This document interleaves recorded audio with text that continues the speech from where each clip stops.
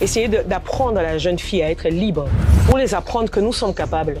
Nous ne sommes pas là seulement pour être, comme je veux dire, crier l'émancipation et puis jamais la femme prendra la place d'un homme. Moi, je suis une femme, chez moi, dans mon milieu, on m'appelle Amazon. Donc, ça veut dire que je suis une battante de naissance. Il y a eu quelqu'un, il y a eu des gens, un groupuscule de personnes, moi je dis toujours ça, et qui ont changé notre histoire. Une femme comme moi, c'est une femme qui fait peur aux hommes. Éduquer une femme, c'est éduquer une nation.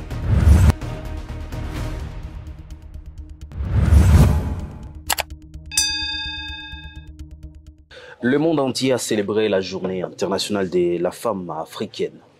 C'est une première, on en parle moins.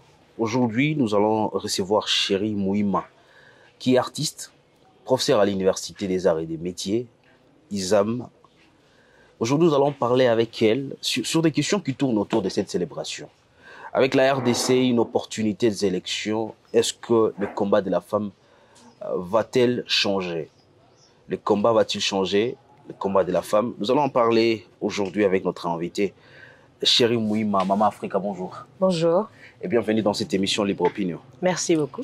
Comment vous avez célébré cette journée? Je sais que vous vivez à l'est de la République démocratique du Congo. La femme est confrontée à plusieurs réalités. Comment vous avez eu à célébrer cette journée internationale? En fait, moi, je crois que célébrer comme tel, non. Nous avons juste appuyé et accentué sur beaucoup de projets pour justement essayer de faire continuer le combat de la femme.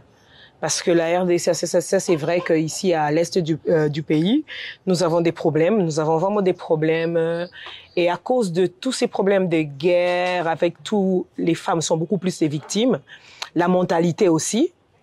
Par exemple, nous avons, comme ça, chacune de nous a des centres culturels pour essayer de l'autonomisation de la jeune fille, d'accord? Essayer d'apprendre à la jeune fille à être libre, à être capable de s'exprimer devant les gens, parce qu'il y a l'art oratoire, il y a aussi l'art, comment je peux dire, l'art plastique, et aussi l'autonomisation commence par l'intérieur de la personne. Il faut d'abord qu'on la valorise, cette femme-là. Et le combat est encore là. Moi, je dirais pas que le combat est fini ou le combat... Mais est-ce que ce combat a pris notre tournant? Parce que on pourrait croire que le combat de la femme s'est limité à parler de l'émancipation. Non. Mais aujourd'hui, la femme, par exemple, on va parler de la femme de la province du Nord qui vous confrontez à plusieurs autres réalités. Est-ce que vous avez établi d'autres défis que vous devrez relever? En fait, il y a beaucoup de défis parce que j'ai vu aussi qu'il y a beaucoup de candidates. Moi-même aussi d'ailleurs. Je suis parmi les candidates, non pas à la présidence, mais quand même députée d'abord, d'accord, provinciale. Alors, c'est justement pour donner la voix à la jeune fille. La voix... donc, moi, je dis toujours que nous sommes la voix de sans voix. Pour les apprendre que nous sommes capables.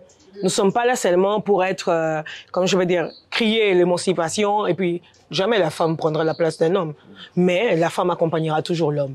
Alors, c'est ce qu'il faut faire comprendre à nos jeunes filles. Et il faut se dire aussi que nous sommes capables de parler, de travailler et de nous battre pour que, justement, notre pays aille de l'avant. Alors, à ce niveau, hier, vous avez eu le temps d'échanger, mais la République démocratique du Congo s'attend à un processus aussi crucial. Est-ce qu'on peut dire déjà à ce niveau que la femme va relever les grands défis, celle aussi de se représenter pour les élections? Ah, bien sûr. Ah, bien sûr. Vous avez établi...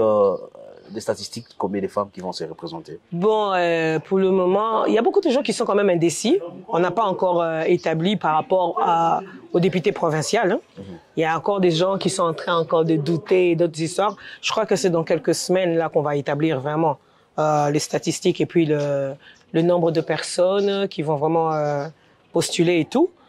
C'est vrai que c'est difficile aussi pour ces femmes-là, surtout quand c'est une femme mariée, par exemple, qui est guidée par un homme, qui est gérée par un homme, pour que lui-même, elle-même aussi, elle se décide de dire que, bon, j'entre dans le combat.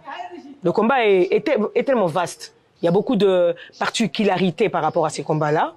Et par exemple, moi, si j'entre dans le combat aujourd'hui, c'est pour, justement, pas seulement l'autonomisation, pour dire à la femme que nous sommes capables. D'accord? Moi, je suis une femme, chez moi, dans mon milieu, on m'appelle Amazon. Donc, ça veut dire que je suis une battante de naissance. Ça veut dire que moi, pour moi, je me dis, il y a beaucoup de choses à faire ici, à l'est du pays. Et les gens, c'est comme s'ils ne voient pas.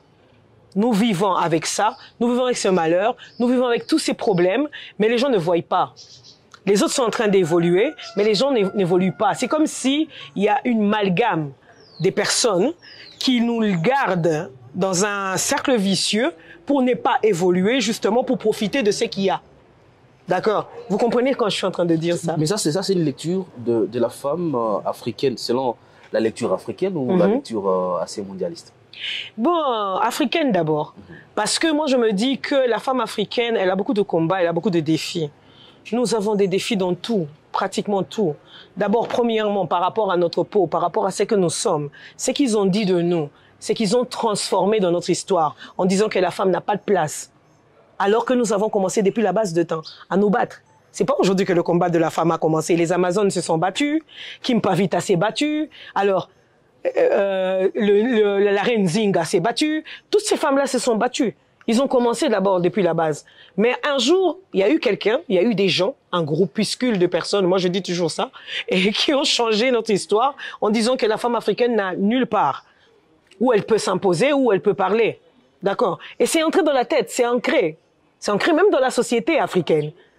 Tout le monde dit aujourd'hui que la femme africaine ne peut pas s'exprimer devant les gens, ne peut pas parler. Une femme comme moi, c'est une femme qui fait peur aux hommes. D'accord? Une femme qui peut avoir le courage de parler devant un micro, devant la télé ou bien devant toute une foule, c'est une femme qui fait peur aux hommes. Pourquoi? Parce qu'on nous a ancré ça dans la tête. D'accord?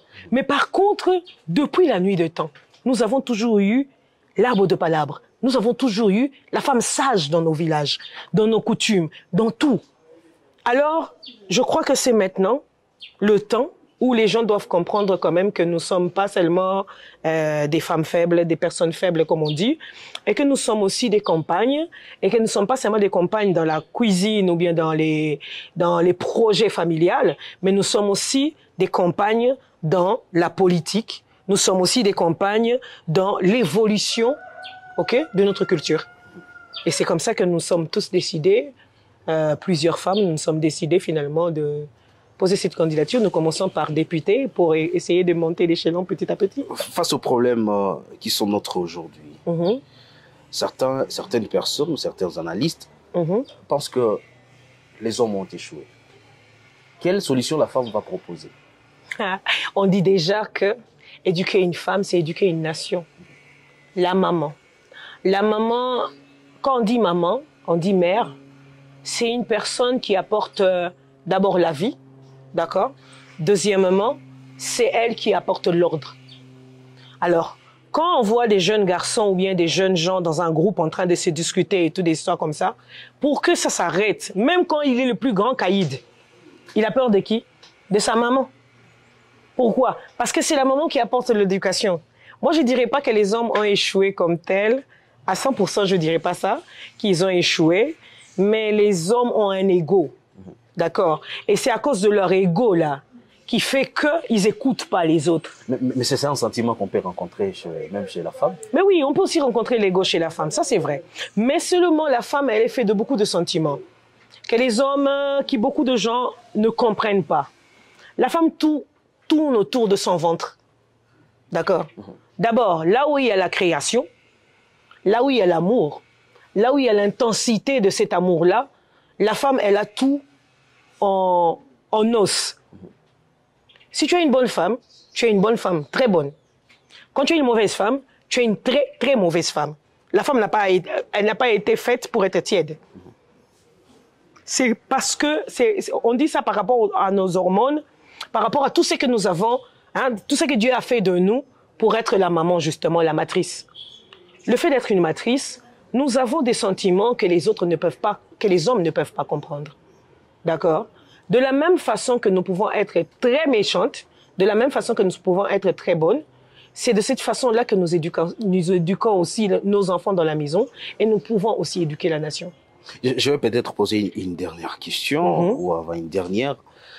Si aujourd'hui Kimpavita devrait rentrer et observer la femme africaine aujourd'hui. D'aujourd'hui, oui. Elle serait fière ou elle se sentirait très déçue de tous les combats qu'il a menés? Oh, moi, je dirais pas qu'elle serait fière, ni elle serait pas fière. Moi, je crois que Kimpavita va comprendre les réalités que nous avons sur le terrain. Ce n'est pas vraiment comme avant, bien que ce n'est pas nous, ce n'est pas par rapport à la femme que la culture a changé et l'histoire a changé. Mais Kimpavita va voir qu'il y a des femmes battantes qui sont là et qui se sont levées et que beaucoup plus ce sont sa réincarnation qui aujourd'hui a décidé de se battre. Et je crois que elle sera fière. La femme a connu l'évolution ou la révolution? L'évolution. Alors, un mot à toutes les femmes qui vont suivre cette émission. Alors, je dirais à toutes ces femmes, le temps est venu maintenant de nous lever et d'avoir aussi l'opportunité et le courage de nous lever et de ne plus nous cacher derrière nos hommes, de nous lever parce que le monde a besoin de nous. Le monde a besoin de la maman qui a été la matrice et c'est la maman aussi qui va emmener la nouvelle façon de faire dans ce monde. Mesdames, Messieurs, il y a eu la détermination, il y a eu du courage. Et nous allons dire courage à la femme africaine. Courage en tout cas, et nous, professionnels des médias, on est là pour vous accompagner. Très bonne lutte et ça sera tout pour cette émission Libre Opinion. Merci à vous de l'avoir suivi.